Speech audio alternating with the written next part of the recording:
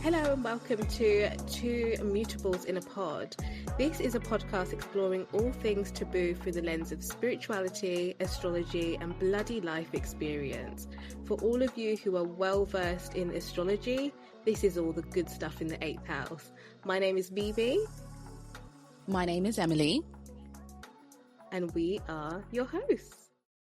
Hello and welcome to our second episode. This is going to be all about understanding the basics. In today's episode, we will be uncovering how we got into astrology, the elements and modalities and how to balance these energies, the planets and their importance in your astrological studies, and lastly, our moon signs and how we relate to our moon. So, Mimi, without further ado, I'm going to just jump right into it and get right to the crux of it. Just give us a bit of an overview of how you got into astrology and where your origins, where your roots start with this journey. I feel like this is quite deep, actually, now that I think about it, like how I got into astrology. So I would say that my family, although they don't want to admit it, they are quite open spiritually. Yeah. I remember like going to collect books about crystals, books about my sun sign. I'm a Pisces, but I was handed like a couple of things from my mum. So she had a dream encyclopedia, but she also started this like back in the day, you would go to your news agents every week and you would be able to buy a magazine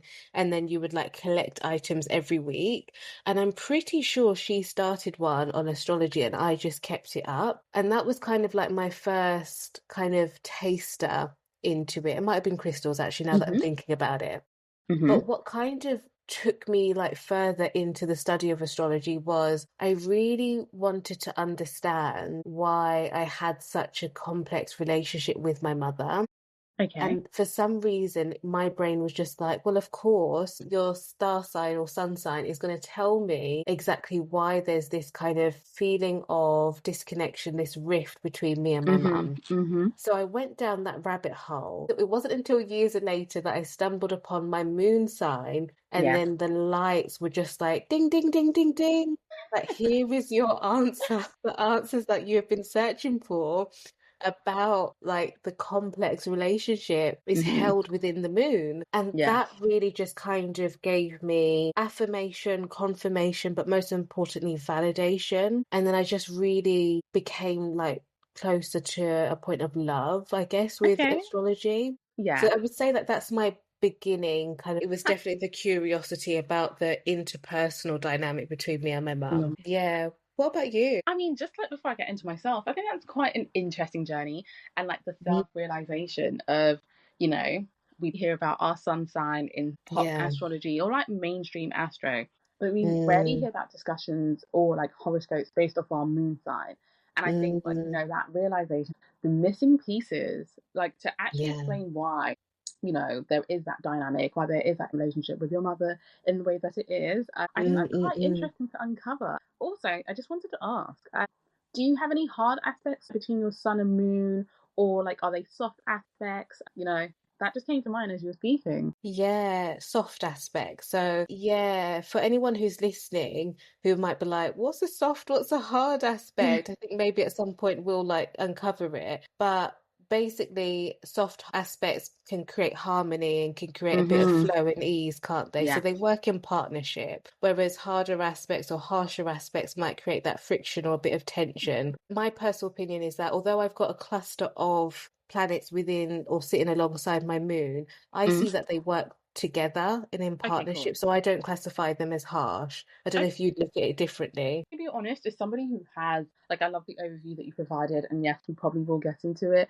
you know, a few episodes later on down the line. But just as you've mentioned, like for myself, that sun moon opposition, although it is a hard aspect in like typical terms, because it's an opposition, I do feel that it's hard internally, emotionally, but there's also beauty in that. So I think it's also quite similar for myself, but also in different terms too. So yeah.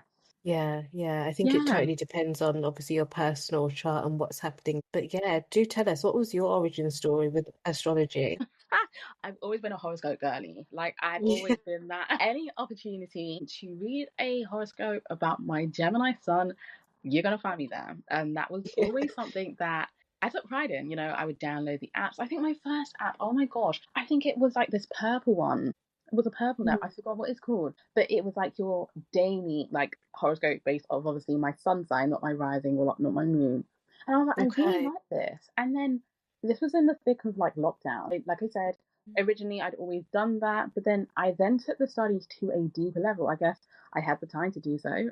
We couldn't go out, couldn't do much. So I was like, cafe Yeah. astrology, here I come. And then that was the first place I actually started from. I think I then downloaded time passages. I had the free subscription, and I was really Mm. going into my chart. Not that I understood the differences between what a rising sign was. I'm still wrapping my head around these concepts, but for me, it was early 2020, like around that April, May mark. And then I think you could say from 2021, I actually started to get a bit deeper. Like I was understanding what a transit chart meant, which is like, a chart that helps you track where the planets are currently are. And looking at whether they support or provide harmonious energy to your natal planets. From there, it really just started, yeah, I'd say like 2020, 2021. And ever since then, I'm still learning, still a student, have not mastered everything, but that's really like the origins of where my story begins. Yeah. Yeah, so you were one of those people that had your introduction slash awakening during lockdown, which I'm Yes. sure like many people can relate to, just like this time and space to kind of reckon with oneself, but also get to know oneself.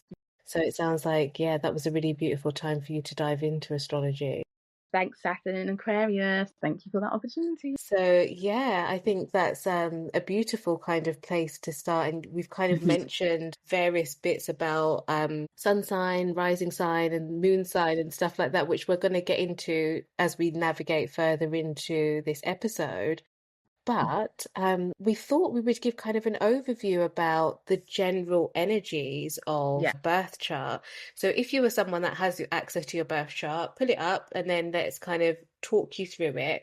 So I wanted to talk about the elements first to start with, which if you're someone who is on YouTube, Instagram, TikTok, you might see people giving out free readings based off of elements, Hmm. your elements being fire, earth, air, and water. Hmm. And we group the signs into elements. And what elements to me mean, I don't know if you're going to have a different take, but it kind Yeah. of gives the overall energy or the characteristics one might bring or one might have in this lifetime. And we Hmm. often look at the total of someone's birth chart to see what dominant energy they might have Hmm. or in terms of the elements or what they Yeah. might be lacking. And I think that's like a beautiful like hack to kind Hmm. of navigate the world, which you can kind of then see, okay, maybe I might need a bit more fire or a Yeah. bit more air to kind of support Hmm. me as like navigating through that. But yeah, I'm going to break it down shortly, but I don't know if there's anything that you'd add to that. No, off the back of what you mentioned, it is a beautiful grouping of the energies to really help you navigate life. You can pretty much identify once you get familiar with your chart, get familiar with Mhm. even pulling it up, because I think in the Mm. beginning I was like, what is this database? Like, how do I actually navigate this? So, at first I would like, before we even get into this, I think play with the sites, play with the sites. I mean, I used Cafe Astrology when I started. That's quite written. So if you're a Mm. visual person, I would probably Yeah. recommend astroseek.com Mm. just because it's a bit more visual. But if you're somebody who doesn't mind long form of writing and you're comfortable with reading like paragraphs, I would then obviously recommend Cafe Astrology as a free site. You kind of see your elements a bit clearer. So you can kind of figure out where your dominant energies are. And I think, like you said for yourself, if there's ever a time that you've looked at your birth chart and you've been like, I don't have enough fire placements, or oh, I could do with water, I think these groupings help to identify that. Yeah. Yeah, yeah, most definitely. So I think it's worth just kind of breaking down each of the elements. So let's start with fire. Yeah, so we've got fire. So that's your Aries, Leo, Sagittarius. And you know what? One thing that I think sometimes people almost forget about fire signs is that they lead through intuition. I Oh think my fire signs are, God. yeah, I feel like fire signs are quite intuitive. Hmm. Why I think they're intuitive is because they have this like vision. They have a lot of vision, they have a lot of energy that an idea can drop into their mind and they're going to take action with it. They're quick to spark, they're quick to Hmm. go. Sometimes that might lead to a bit of a hot temperament, sometimes that could lead to a bit of burnout, Hmm. but they really know how to lead with what they sense and what they feel in the world intuitively and kind of carry that through out into the Mm. world. So I feel that they're very inspiring in terms of like the level of motivation that they have, the I, level of energy that they have. Yeah, I don't know. They're bold, I think, fire signs. What's your take? it's funny because you don't really hear that side. But it's a Hmm. really beautiful point about leading with intuition. I Hmm. 100%. It's a beautiful take, beautiful perspective on that. I would say, just echoing off what you've mentioned, if you think about when, like, outside of the typical calendar that we follow, if you follow it based off the season, the spring equinox marks the beginning of the new year, right? And the sign that starts that off is Aries. So I do agree they are initiators. Like, whenever you go into these seasons, like, you're starting off, like, okay, with Leo season and even with Sag season, I think there are periods where you can initiate changes. So I agree with that part, but I haven't ever really thought about it from the sense of leading with intuition. Now, I do believe, again, it really depends on the placements that you have in these fire signs for how this energy will show up for you. But as an overall, like, arch for grouping this fire sign together, they are initiators. They are leaders, to be honest. I Yeah. think you will find that they feel quite comfortable taking action, you know? Although I was just thinking about air signs, how we can be, sometimes hesitant to take action. But I Hmm. think most of the fire sign people that I know that have like personal panics, they are quite the initiators. And I think they are bold Yeah. to take risks. They do bet Yes. on themselves. They don't. Yes. And I think confidence, actually. Confidence is Absolutely. a thing that this grouping, this energy was really best with this lifetime. Hmm. And yes, I think I will sum it off by saying that. But I think it's a beautiful take on how you've worded that with the intuition, because I'm like, whoa, me as a Sag Moon, I'm like, damn, this really resonates. So thank you. Yeah, like you've got it, that intuition. And I think once I come on to the other signs, I'll maybe give a bit more context as to why I feel that. But Yes. for now, like, let's go to our earth signs. Earth signs, we've got our Taurus, Virgo, Capricorn, and a lot of popular kind of astrology or like the kind of things that we see online is how grounded they are. And I do agree with that. But what I personally feel with that grounding is that they have this connection to their senses and that they can sense their way through the world. So they're quite anchored in the way that they kind of approach things. I feel like, of course, the groundedness or the sense that they bring makes them productive, makes them Hmm. reliable. Like Hmm. you can count on an earth sign to be there when they say they're going to be there. And Yeah. it's not necessarily out of loyalty, I don't think. It's more from a duty perspective. They're the ones that understand Duty roles, bound. responsibilities. Yeah, they get it. Mm. They get it. And why I feel they get it is because they know how to make someone feel secure, but Hmm. also bring that security with them. So I feel another kind of secret thing, I think, with the whole sensing is that they bring a level of practicality. So when we talk about the groundedness with our lovely earth signs, I think what I feel is that they're just a bit more cautious and a bit more intentional in the way that they move. Yeah. So a little bit different to fire signs where they will have a spark that kind of lights them up and they'll just go through it The and take key. charge. An earth sign's going to take a little bit longer and to proceed with a little bit more caution. Yeah, I don't know what you think about the earth signs. Just as you were speaking, the words pragmatic came up. Like, Yeah, yes, yes, definitely. yes, yes. 100%.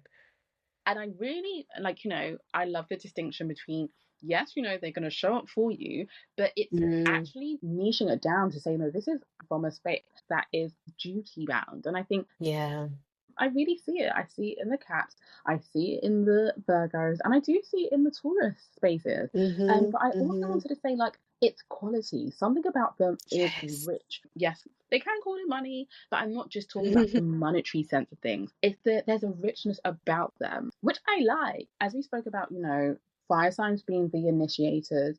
To me, these groups of people, they can be the people that we call on to give us wisdom and guidance in tough times, because Yeah. there's this kind of wisdom that they have about them. But I also want to say Mm, leadership as well. Like, I do think that yes. earth signs as a whole, they have And I know we're not speaking about grounded energy per se, but there's a sort of like quality that they have within them that helps them lead from a perspective of looking at the best aims for like everybody. Like even in a, let's just talk about like a leadership position, they're going to think about the best aim for their team and not just themselves. It's not the I, or the me. It's the collective. Yeah. So, Yeah, but definitely. pragmatic comes up quite strong for me when I think of this grouping of. I love the word pragmatic and that richness that you added to it. Like, yeah, Mhm. I would definitely agree with that. Let's move into air signs. So we've got Yes.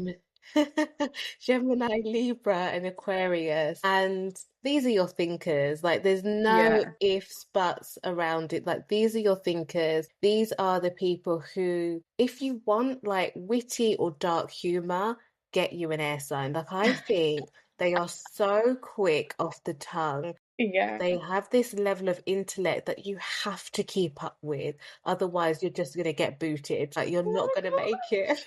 And I love that about them because Yeah. they're so intelligent. And I don't mean like book smart. I mean real life, like learning through experience, learning through navigating life. And they Mhm. just have this Mhm. ability to create concepts and to see things very clearly, but to communicate that with such precision. Like, I Yeah. just feel like their mind is like literally out of this world. Like, if you're dominant in air sign, like you are someone who can just innovate and think and create new concepts and ideas. Mhm. And like for me, that's like really quite admirable for air signs. Beautiful, beautiful like description. I think like it's so important Hmm. for these air signs to be stimulated in the mind. I think the mind is the part of them that can actually win their hearts and souls. That's and I think like Hmm. you mentioned, they are the thinkers. They are the Hmm. people who you can go to and are very open-minded. I also love the fact that with this grouping, you know, the Geminis, the Libras, the Aquariuses, there's just something about them that is, I'm sorry, maybe I'm not even being biased, but I really love the beauty. I'm trying so hard not to be biased, but their beauty in showing up in the ways that they Hmm. do. If you think Hmm. about air, it's fast moving, it's fast paced, right? But I think just in how they speak, like they can be quick thinkers, they can be off their feet, they can be fast paced. Yeah. If you think about Libras, they are people who will bring balance in what they do. And if you ever need somebody to give you the other side of an argument, be sure to know that it will be your Libra. The attraction for an air sign starts from the mind. What can you share? How can we share knowledge? What can I learn from you? And I picture the elements. Like for fire, I think about how fire burns, right? For Yes. earth, I think about the earth that we're living on. For air signs, I think about the air, the wind, how it moves. And I think communication is fast, but it can also be balanced. It can also be at a rational pace. But I think that it all starts in the mind for this sign. No, I definitely agree. And just as you were talking, I think something beautiful about air signs is that they will give you a completely new perspective that you might not have Yes. even thought about because they are Hmm. so quick. They're able to kind of see things from different vantage points, I think. I do agree with what you're saying. Being able to stand outside of their own perspective, opinions, and thoughts, and actually look at the other side. Yeah, I think that's also one of the beauties about that sign. So, yeah, on to water signs. That's Cancer, Scorpio, Pisces. And these are your feelers of the group. Mm-hmm. They very much move through the world based off of their empathy, their sense of compassion. Mm-hmm. Sometimes compassion can be passion, depending on the Yeah. sign, but they Sure. have a natural way in which they move through the world quite fluidly and with a sense of Yeah. flow.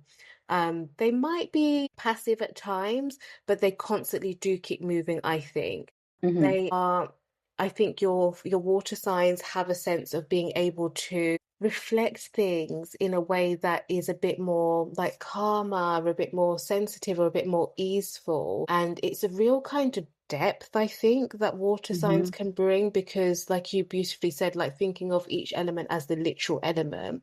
Yeah. Sometimes the water could be a puddle. Sometimes it could literally be like the depths of an ocean.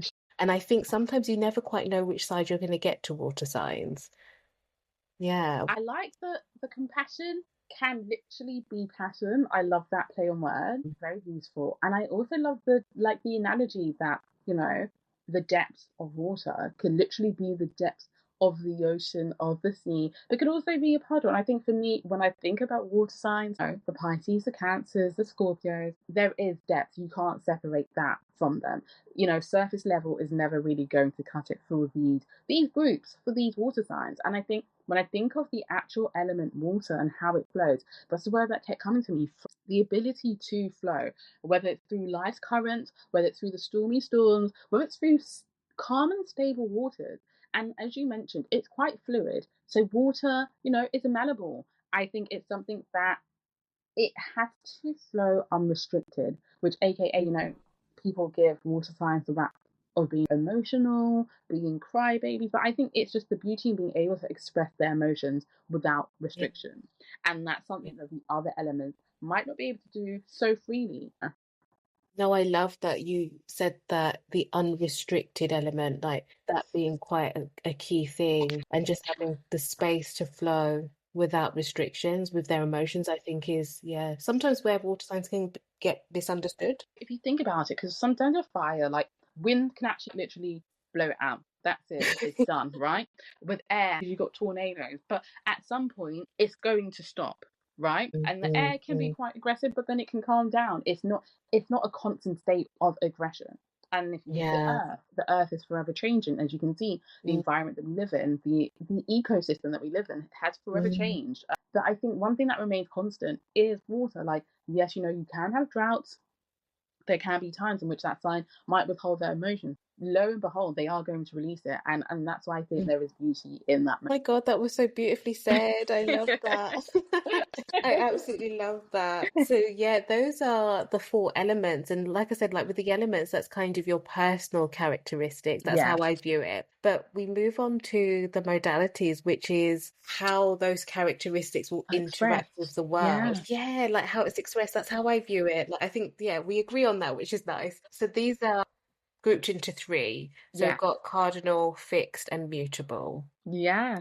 I think we spoke about mutable last time, so I'll leave that to last. We'll come back Okay, to cool. that. Let's start off with cardinal. So we've got cardinal being Aries, Cancer, Libra, Libra. Capricorn. And what I'll say, just as like anyone who's listening, if we take Aries, we're going to be looking at the opposite of Aries. So they're called sister signs. So all of the modalities are grouped into pairs of sister signs. So Aries and Yeah. Libra being your sister Mhm. signs, Cancer and Capricorn being your sister signs. And it's just how I see it is two different expressions of one axis.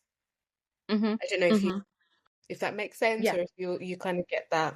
No, I understand. So essentially, like every sign is going to have a sister sign, which is Yes. their mirror. It's the opposite. Mm, And I think, to be honest, although we say it's the opposite, they are pretty much quite similar. As you said, yeah. it's the same axis, it's just different ends of that axis. A lot of my interactions have been with cardinals, and I think Okay.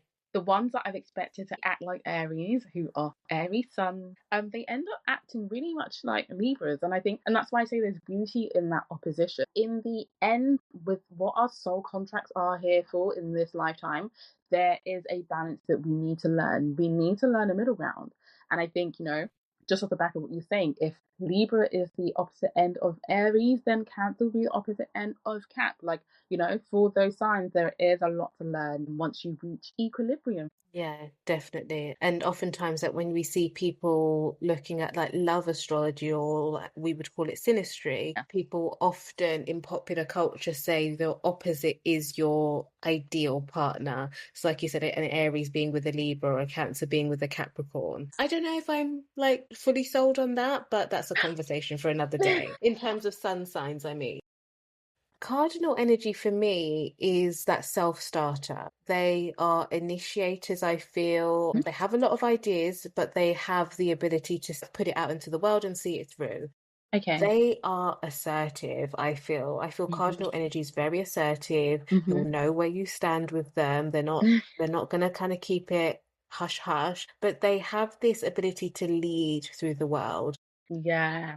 I don't think why I said like you will know is that I feel like they're good at communicating things because they don't want to take orders from other people. And this is what makes them good Yeah. leaders. So it's a positive thing, in the way that I'm saying it, is that yeah, they're just they're your action They're your action, they're your go, go, go getters. Can you repeat that point again? I really love that. We need to hear that again. It's a beautiful point.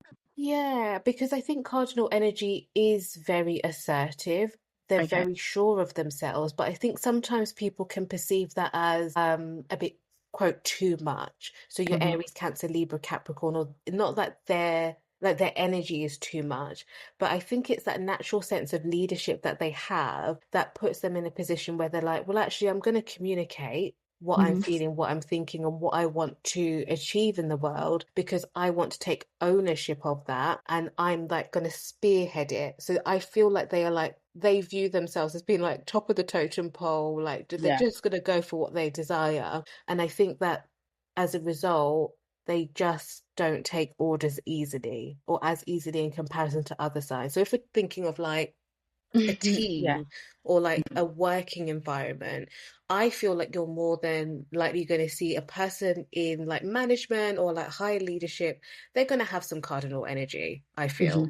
Mm-hmm. Mm-hmm. I actually do agree with the part Hmm. about leadership. And if you think about the first set of cardinals that start off cardinal season, you've got the initiators, right?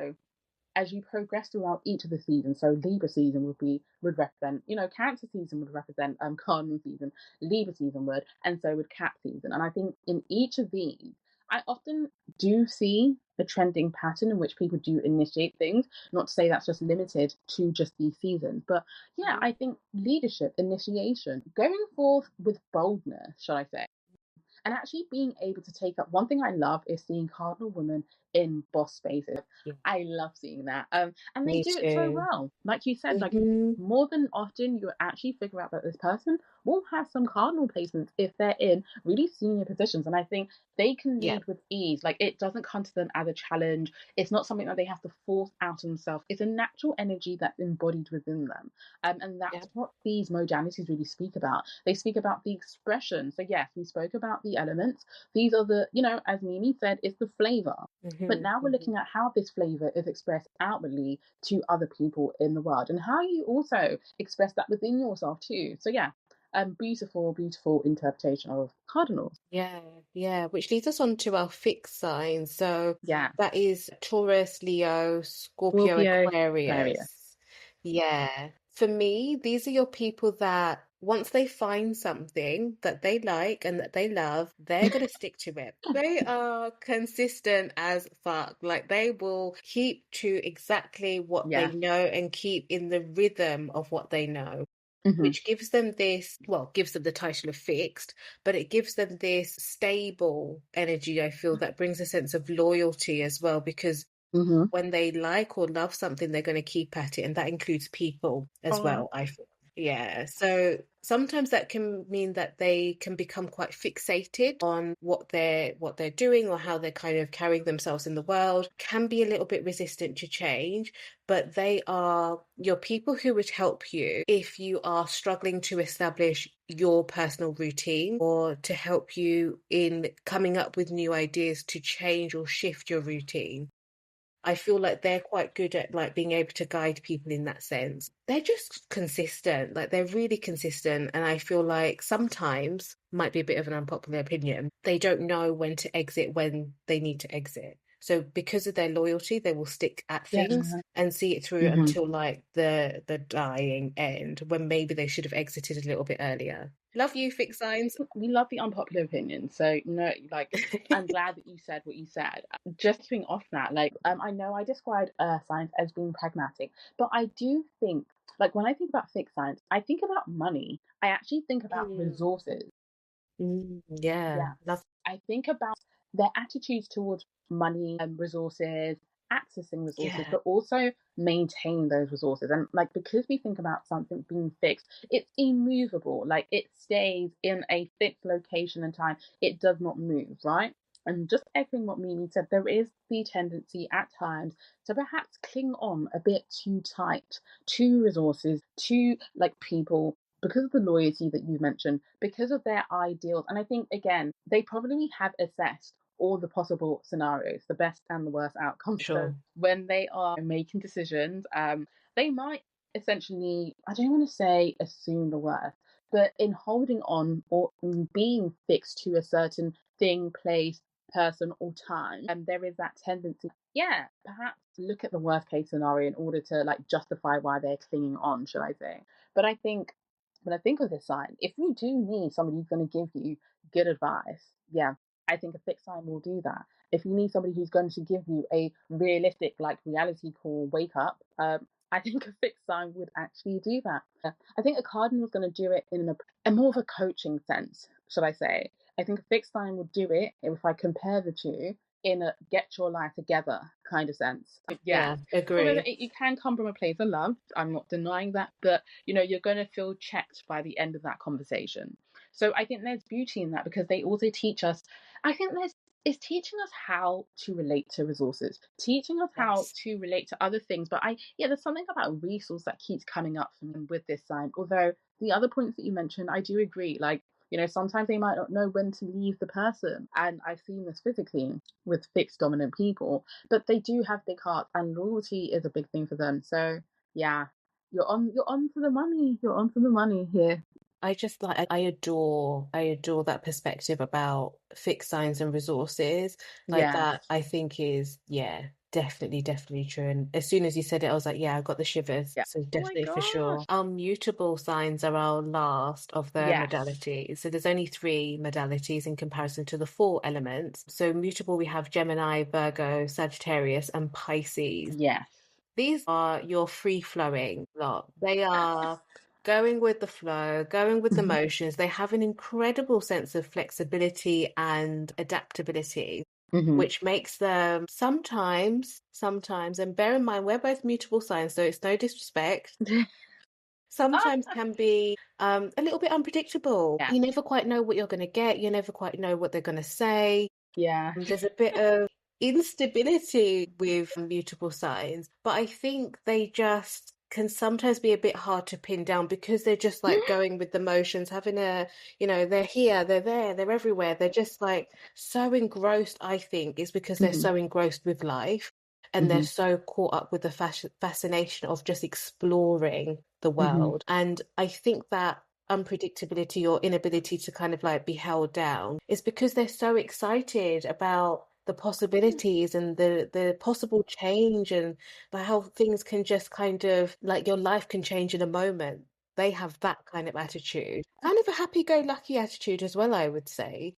Yes. So what I would say sometimes with mutable signs is they could be going through the absolute pits of hell, but you Mhm. might not know it because they're just like flowing. They're just kind of moving and they're keeping things going. Mhm. They don't like to be bored. Yeah. Yikes. I mean, you know what? You taken us there. What I will say, as a mutable dominant myself, there are points where I'm like, yes, I see that in my behaviors. I think that has come up Mm, as challenges, should I say, for other people. Like you said, the happy-go-lucky side of things, yes, out of the other modalities, this is the more optimistic, should I say. Anything that's rigid or feels confining might perhaps scare that mutable or mutable dominant person away, which again is the downside for people who actually desire stability and like set plans and a set direction of where you're headed at. So I think that is something to bear in mind. But one thing you mentioned that is crucial to note is I think because of how optimistic this modality, these signs who occupy the mutable, bracket can be, they can extend their services to be of help to others. They might be your listening ear. They'll be the people who will ask you, like, what's going on? They'd actually want to know about what's going on in your life. But yeah. I think that is not necessarily always extended the other way around because, like you mentioned, because they're so optimistic and on the go, and it looks like life is really great for this person. It might be hard for people to realize that actually, it isn't that great for them. So that is the downside. I would like to also mention though, when I think about mutables, these are your questioners. These are the thinkers. These are the people that are going to ask the whys. It's never going to be enough for you to just say to them, oh, I'm not having a good day. Like, or my day was fine. They're going to want to know. They're going to break down that process for you. And I also believe Yes. these are the people who in the family also question, like, behavior, Mhm. practices, beliefs. I think they do question Mhm. beliefs. They Mhm. question, outdated ways of thinking. They will challenge that. They will critique that. They will leave you with questions in mind, even if you might not agree in the beginning. They will leave you with thought provoking questions. So, yeah, and that's how I would actually sum up that modality in my own words. Yes. I love that. And I love that everything that we've kind of said collectively like brings different perspectives, but they marry together so well. Yeah. So yeah, for anyone who's listening, know that there's like balance between both the elements and modalities. And yeah, Hmm. it's an energy for us to work with at the end of the day. Yes, it Mm. is. Beautifully summed up. I mean, on to the fun stuff. And I think, I think you've heard us both speak about our moon and what our sun signs are, but we wanted to provide a beginner's overview as to some of the key planets that you might come across in your astrological journey. So if you're on a site, like I mentioned, Cafe Astrology, AstroSeek, whether it's like time passages, whatever astro database you are using, you would need to know some of these key planets in order to help you navigate your chart. And I think as our episodes progress, we are going to get into some charts. We are going to guess the game. We're going to guess some of the placements in the chart. So just so that you have an understanding of what we are talking about, we thought that it would be good to provide a basic overview of what these planets are. So without further ado, I will start with the sun, what the sun is and what the sun represents and how it shows up in the world that we live in real life, in real time. How does the sun sign show up in the world, right? So I think to me, and Mimi, feel free to just join in and like shoot across your point. I think the sun really represents our essence. Like it's that spirit within us that never really dies. So in your chart, depending on the time you were born, your sun could either be in the top part of your chart if it's a daytime chart, or the lower part of your chart if it's a nighttime chart. And the house depends on your time of birth. So, it is advised that you do have your exact time of birth when you are pulling up your birth chart. Just ensure that, you are looking at the right houses. And to start off with, there are two systems. You could either go for the whole sign system, which kind of streamlines it and it makes the houses equal, easier to begin with if you're not too familiar with like the angles and the degrees. And the Placidus system basically breaks it down into smaller sects. So again, it is a bit harder to understand. It can be a bit confusing, depending on where you are in your journey. You can decide what works best for you. But these are the two that I like interchange with, and but quite often do use the whole sign system too. So, for example, I'll speak about myself. My sun is in X house. Oh, I am a Gemini sun, right? So the expression of that sun is my essence. That's my vitality. It is a solar energy. It's something that, if you think about the sun, it's quite hot. It does burn. So it can burn out. If there are other planets that are too close to it, that could have an impact on the other planets. But equally so, your sun could also be something in your chart that helps you shine. It shines a light on an area which naturally comes to you. It's an area that you have a lot of motivation, a lot of passion for. And I think it's a part of us that doesn't really ever die. Although we are more than our sun signs, as I will always scream and I will always shout, it is a part of us that really speaks to the essence of who we are. Yeah. Definitely. Mimi, over to you. The floor is yours. Yeah, I would definitely agree. And like when you were saying vitality, like that life force energy, Mm-hmm. when you were saying about that sun's like always kind of burning, I really, really agree with that. Yeah. But another perspective that I really love about the sun is it can be your higher self or your Yes. higher soul self. So your innate expression that you are kind of moving towards or aiming to be in the full embodiment of in Yeah. this lifetime. But I also think there's the other side where it can be representative of our ego. Now, ego is not like a dirty word. It's not nothing bad. I think it's just the way that we relate to our sense of individuality. It's very Yeah. much the self, the soul self. So that's what I Mm-hmm. would kind of add to the sun.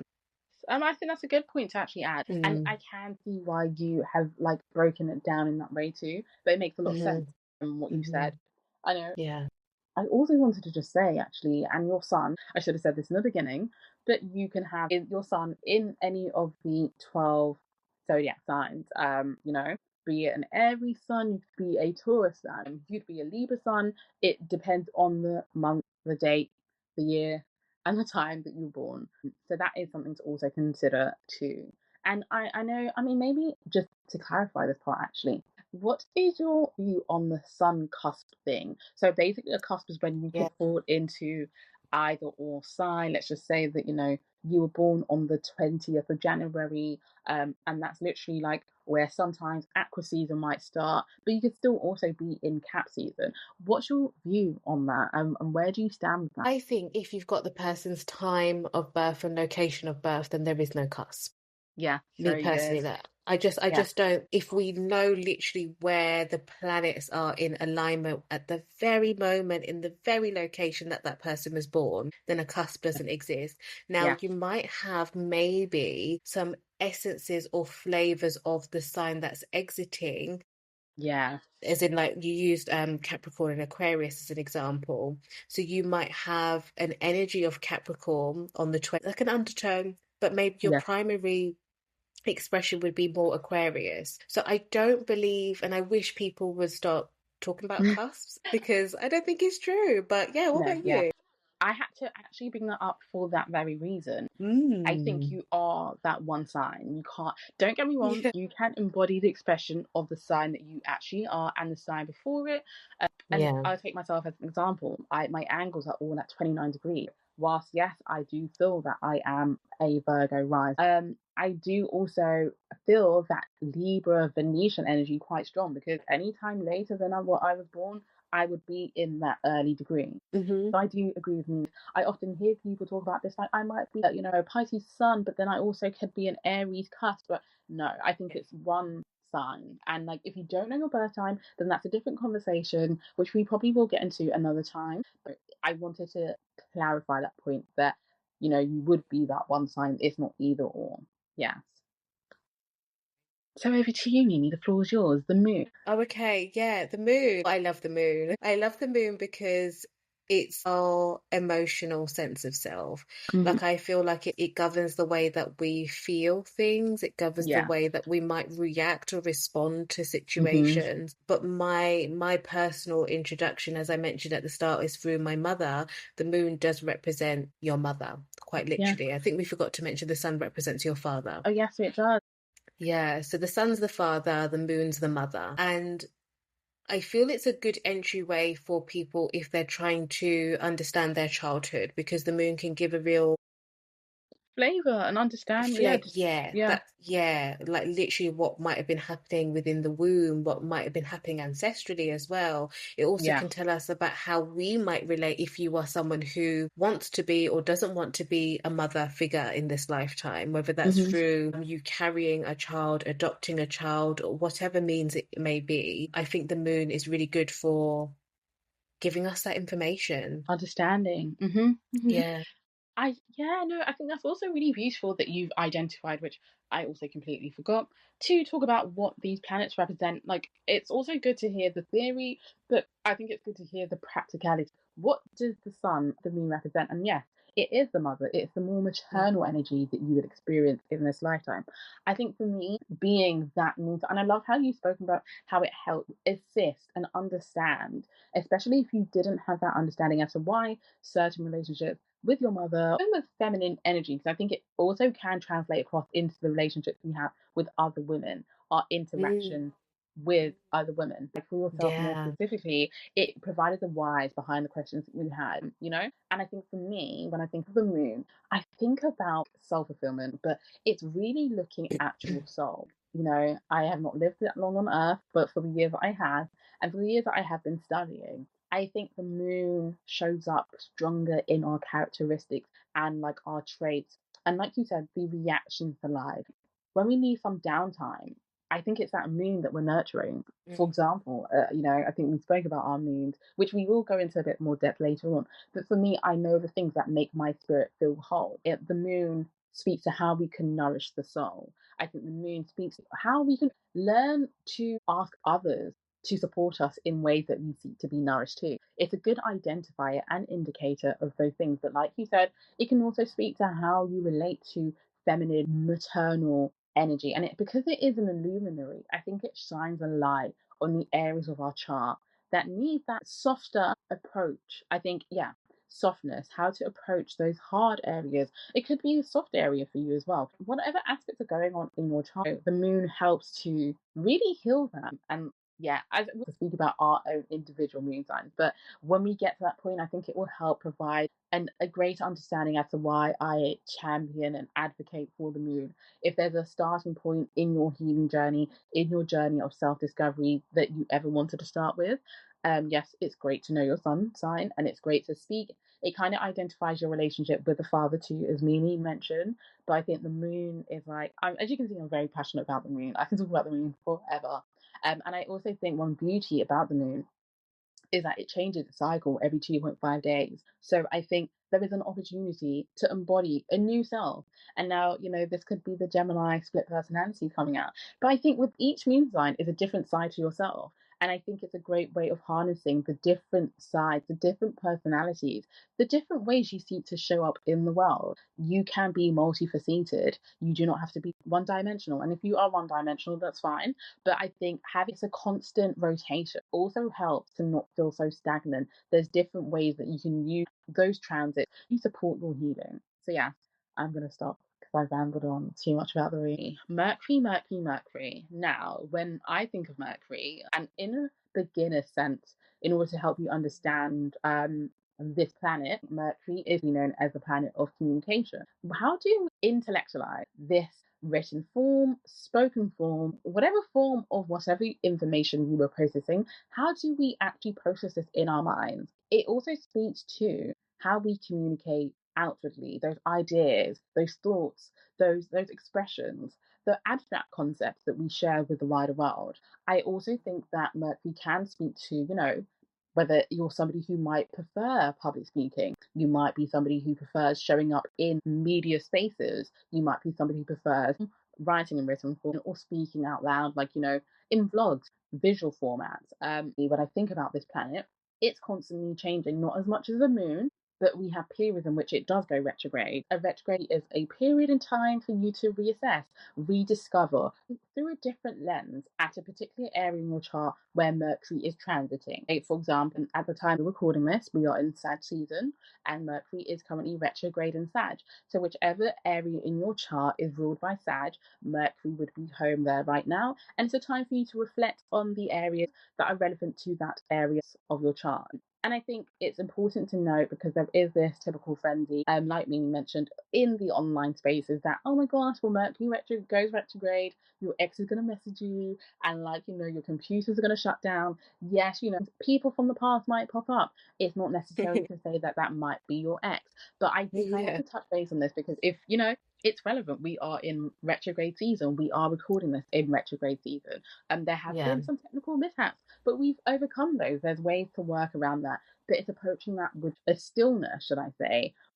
So Hmm. Mercury is fast paced, to be honest. I am a Mercurial rising. I'm dominant in that energy. I can speak very fast, and like I said, it rules communication. So if it's naturally retrograde in your chart, you might have issues in regards to speech. This is not really to say that, you're going to have that, but you might be, I guess, that your comms or your communication or the way you intellectualize things might be very internal. And then when it comes to like expressing that outwardly, you might just be like, freeze up. So that is something to notice as well when I speak about the retrograde. But I think it is a lovely time to have retrospection, to thought, really reflect over and give yourself some grace during that period.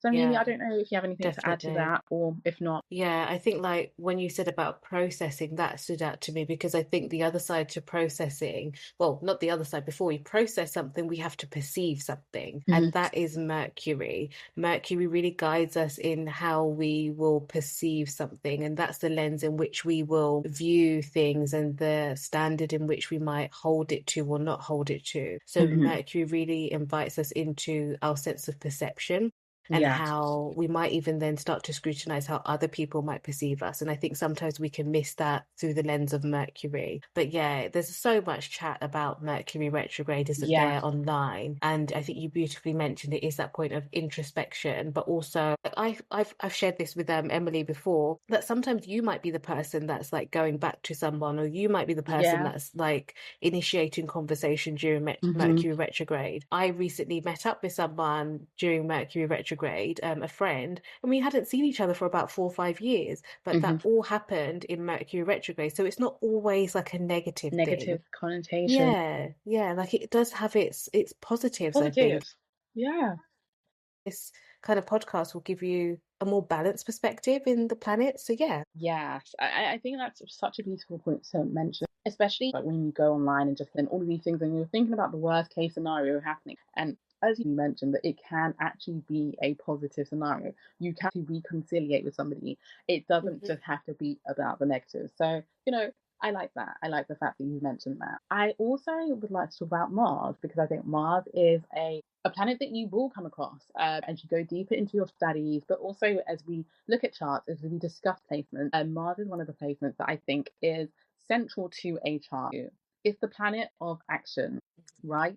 It speaks to our drive, our innate drive. How do we seek to action our plans, goals, ideas? How do we show forth with that energy in the real world? What things do we do? As I'm speaking, I'm just seeing somebody like literally going through in charge. When I think about Mars, it's really about action in the plans that we have, the desires that we have. You know, for the mature audience, it speaks to how they seek to show up in the bedroom. I do think so. I think it talks Oh about that yeah, drive. It talks about how we definitely. seek to pleasure that person, our intimate Yeah. partners, whatever you might call Yeah. it. If we're looking at a chart, I want to see where Mars is at. I want to see where Hmm. your drive is at. And I also Hmm. feel that Martian energy, as you can hear by the word alone, it's like you're getting ready for war. Although we're not going to Hmm. war, there is, if you think about life, there's different things going on in life, but where can we find that inner drive to keep going in the midst of the wars, whether it be it mental wars, emotional wars? How can we keep going in the face of those many wars? Yeah. Yeah, definitely. And I love that you mentioned about the sexuality part because I think sometimes we can almost glaze over that, but it can give us that real understanding about our own sense of virility and how much like passion we can bring to our own sensual and sexual life. But also the other side that I wanted to speak on was the passion, the anger, the heat that Mars can bring.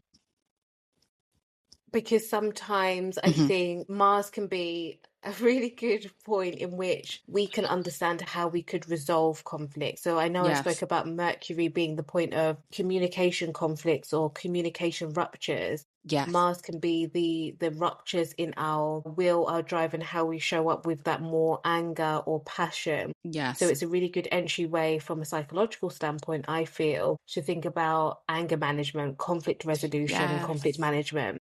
I think that's a really beautiful point that you've spoken about because I think even the anger, like I honestly forgot to touch base Yeah. on that, but I think it also, no, it's that rage and it does speak to that. So I think that's a great reminder. So thank you very much for that. Onto Venus. In the online world, you'll hear Venus as that planet that represents beauty, right? It's about the beauty that we feel within, the beauty that we radiate externally. But over the years, Venus to me also relates to my esteem. There's a direct correlation between how we Yeah. feel. It is the spark, it is the interactions that we have with others that keep the connection burning. And between all of these factors, you can look at love in that sense, whether it's platonic or non-platonic, to look at what sustains that, what keeps the relationship going. If there's not a shared common interest or if there's not a mutual common ground, which I typically see as Venus being that, the spark can fizzle out at times. If we're not doing the things that inspire us, if we're not doing the things that actually spark passion within us, how does that have a direct correlation to the esteem, how we feel about ourselves, and what does our self-worth look like? So these are all the considerations that I think of in a personal sense about Venus. I was just gonna say, like, love it. Love Yeah, it, you love it, love love it? Oh it. my gosh, thank you. What I would say is like I love that perspective about like self-esteem. I think like for me, like there's so much again about like Venus being the planet of love and Yes. planet of beauty and like aesthetics and all that. And I do think it's true, of course. Hmm.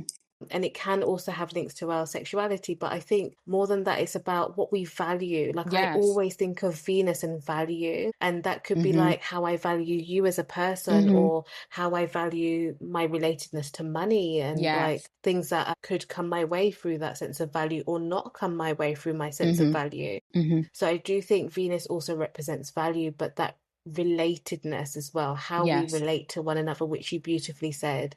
So yeah. Yes, no, no, I actually believe, and perhaps the words spark and like, Mm, the passion and the fire, in the best way to summarize it, that would be talking about your beliefs and your value system.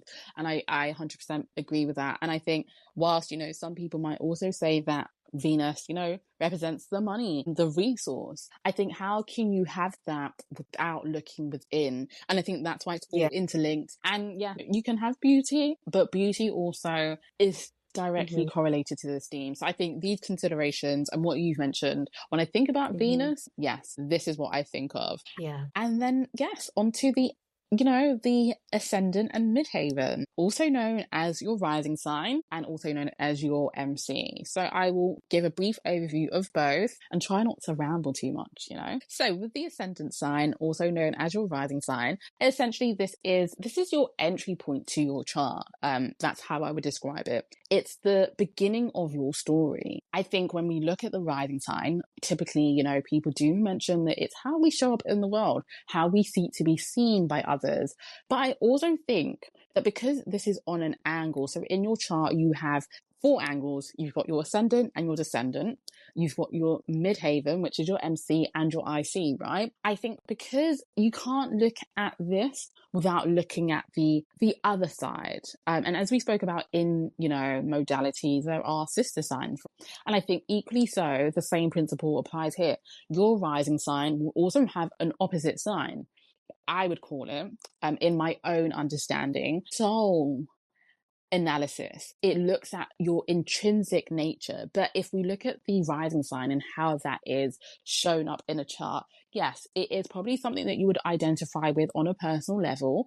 Some people argue that, it can also, I guess, speak to the physical characteristics that you embody. It speaks to, like I said as well, your expression, your outward expression. How do you express yourself in spaces, and not just with the people you're comfortable with, but people that, public spaces. It's not just your interpersonal spaces. You can be your rising sign, but you are also your descendant sign, which we'll go into in a later episode. Like I said, it's the beginning of your story. It rules your first house. It's what you would first come across when you look or analyze a chart. It's important to note that in order to have an accurate ascendant sign, you must have an accurate time of birth, and that can change. It's very unique. It's very personal, to be honest. Like, you can have 2 Gemini suns, for example, but one could have a Scorpio rising, another could have a Leo rising. It's really dependent on the time in which you were born. But that expression of the first house really paints a picture as to who you are. It's the self, the house of the self. And I would also like to talk about the MC, the midhaven. It's the highest point of our chart. And I think, quite like the sun, it's a part of us that is meant to shine. We can't talk about, showing up in the public world without talking about our own personal imprint that we seek to have in the world. And like I said, the rising might speak to your beginning of your story. It might be the chapter 1 of who you are. But by the time you progress through the chart, you get to the MC.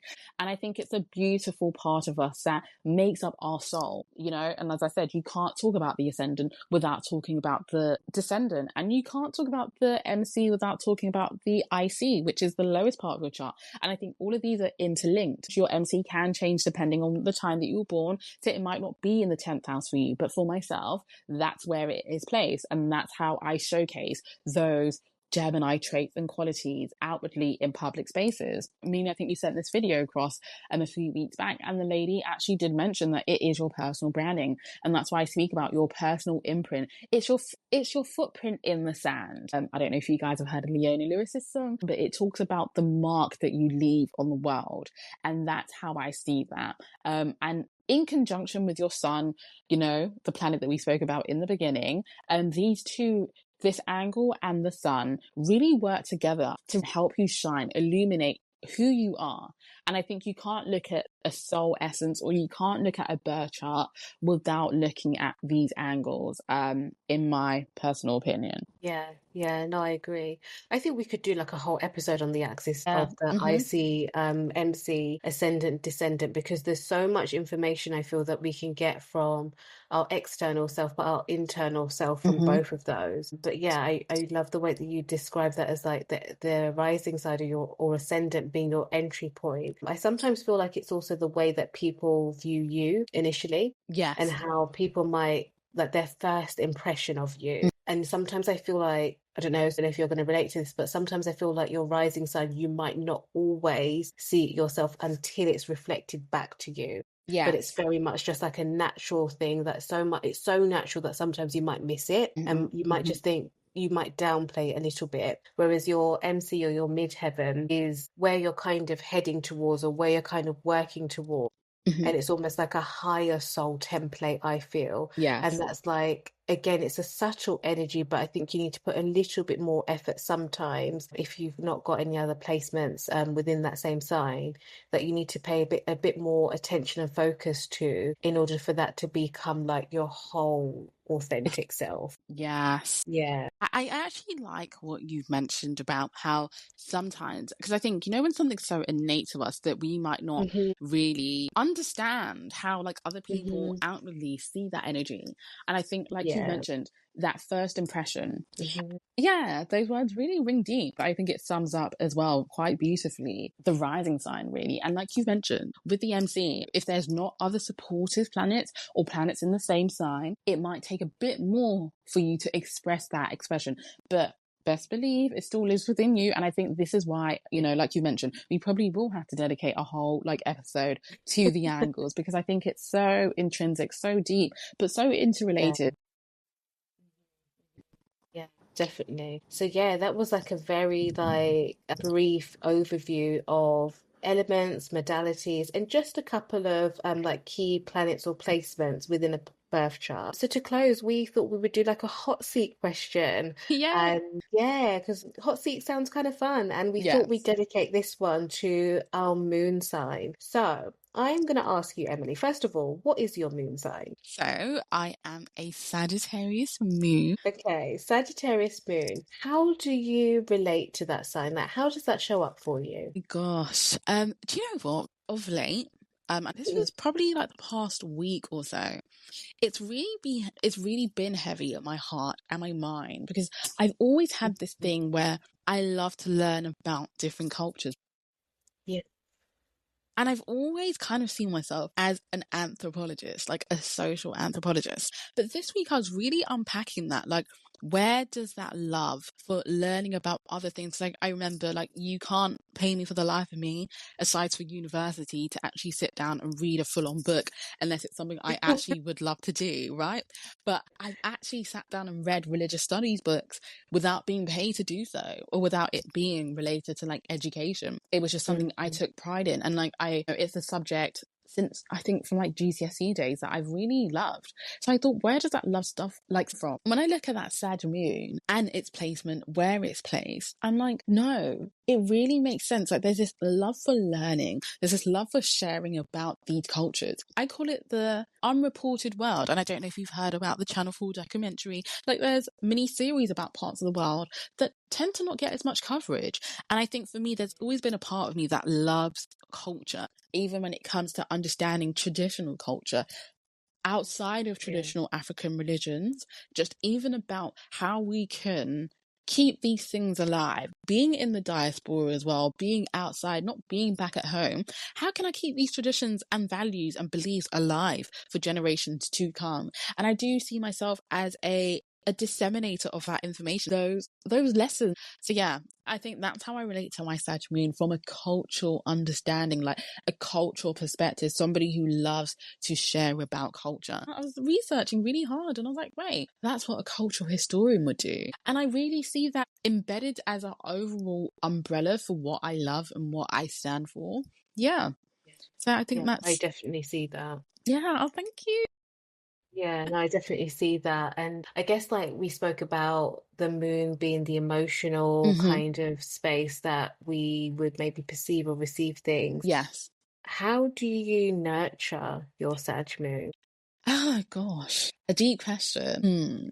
How do I nurture my Sag moon? I know this is going to sound so cliche, but exploration really heals my Yeah, soul. And if I yeah. can't physically, because, you know, I think you mentioned something earlier on, although this is like a different concept. I think you spoke about, this was in Mercury, when we were looking at a brief overview of Mercury, and you said it might not be that this is somebody else reaching out to you. You might be the one reaching. You can be experiencing that placement, and it doesn't have to be another person going through that like transit or that retrograde feel, right? And I think with Sag, the idea of travel, one thing I realized that, like, you know, typically I've been like, oh, but am I really a Sag? Since travel is really halted for me, that I've realized that for me, what really nurtures the soul is that I don't necessarily have to leave my house to travel in order for that like fulfillment to come about. I could be watching a cultural show in a different language and that would fulfill my soul. One of my guilty pleasures is like watching telenovelas, and it's in Spanish. I love Spanish for an unknown reason. You know, maybe my past life regression, which you asked me about last episode, might tell me why. But when I watch these shows, like, I feel fulfilled. Or when I actually physically travel, I still feel fulfillment. But for me, nurturing my soul comes down to music. Like, music heals my soul in ways that I cannot describe. And I think being able to hear, you know, music from back home in the diaspora, yeah, it's healing to the soul. So I think that's how I nurture it. If I can't discover and explore in a physical sense, I will still nurture that in a, you know, an internal sense. So that's how I do that. Yeah, thank you. Well, so on to you. Would you like to tell us what your moon sign is? So yeah, I have a Capricorn moon, but I have a million Capricorn placements, as I always like to say. So yeah, I'm a Capricorn moon. And how does that expression, like, okay, so your Cap moon, cool. Yeah. How do you express, before I get into the nurture part, I'd actually like to know how you express the energies of that Cap moon. Yeah, do you know what? At first I thought I was going to really struggle answering this question, Mm-hmm. but I think my Capricorn moon provides a lot of safety. Oh my Like I gosh. feel, Yeah. yeah, like I feel like people feel safe with a Capricorn moon, and I feel Oh my safe being in a Capricorn moon gosh. energy. Yeah.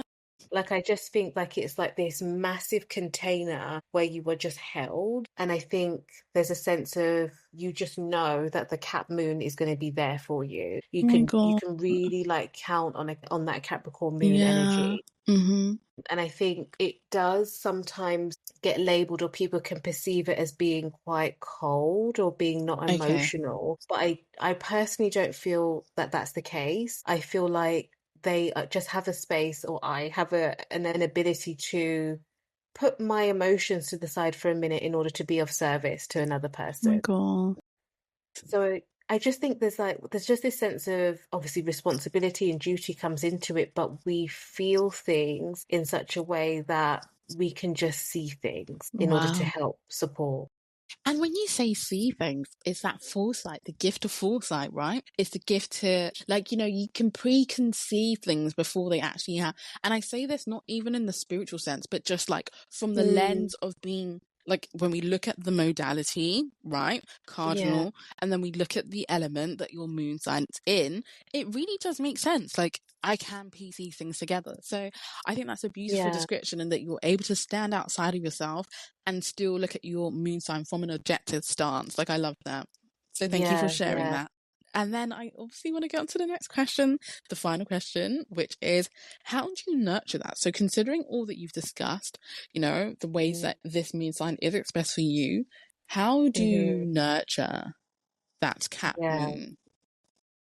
Oh, this is like, I've got two answers for this, Okay, because cool. I've got the kind of physical, practical way, but also Yes. the emotional way. Yes. So I think the emotional way is being able to discern the spaces and the people where I can be emotionally vulnerable. Okay, Like the people who yes. make me also feel safe. Like therapy, Yes. of course, Mm-hmm. would be like, if you're a Capricorn moon, get yourself in therapy, because like you need to have that space for you. Yes. But it's also about being able to identify the people and the souls and the communities that I can also feel Oh my like I've got gosh. my space, my The emotional space. space. Yeah, yeah. Yeah. And then the physical side of it, which might sound strange, but I feel like it makes sense. And this is something that I discovered in well, only in the last year or so, Okay. is weight training, Oh my like god. lifting weights. I know, like, I feel like Capricorn energy, I mean, like from a physiological standpoint, it is like the bones, the Both, skeletal yeah. system. So it does kind of a little bit make sense. But being able to manage my physical vessel through a form of activity that just makes me feel stronger, physically stronger, I feel Yes. holds that Capricorn energy. No, and I think if even when you think about the rulership, like Saturn Yeah. would reward that kind of activity. So I do Yeah. think it all is interlinked. It interlinked and it makes a lot of sense. And I love that. That's Mm. so cool. So cool. Oh my gosh. Yeah, yeah. What a fun question to I like dive into know. moon signs. So Hmm. if you're listening to this, like have a think about your moon sign and like ways that you can nurture yourself in order to, yeah, just pour back into yourself. Hmm. Yeah. I echo that. And I echo that. Yeah. So that's all for today. Thank you for listening. This has been like a full-on episode. I hope you had your notepad and pen and took like plenty of notes. But until the next time, we have been Two Mutables in a Pod, and we'll speak to you soon. See you later. And thank you for listening in. Bye. Bye.